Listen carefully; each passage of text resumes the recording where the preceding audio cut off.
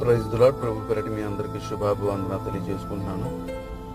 ఈ దినము దేవునికి వాగ్దానం చూసుకున్నట్లయితే కీర్తన గ్రంథము 89వ అధ్యాయం 35వ వచనంలో చూసుకుంటే, అతని సంతానము శాశ్వతముగా ఉండుననియు, అతని సింహాసనము సూర్యుడున్నంతకాలము నా సన్నిధిని ఉండుననియు దేవునికి లేఖనం సెలవిస్తుంది. దేవుడు దావీదుకి ఒక నిబంధన చేశాడు. దావీదుకి ఓ మాట ఇచ్చాడు. దావీదుకి ఒక ప్రణాళికను సిద్ధం చేశాడు.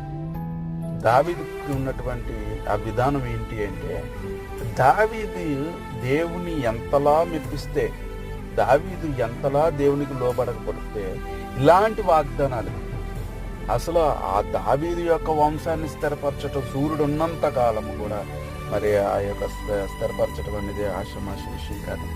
మరి అలాంటి గొప్ప ఆ భాగ్యాన్ని ఆరాధించే గొప్పతనాన్ని దేవుడు మనకు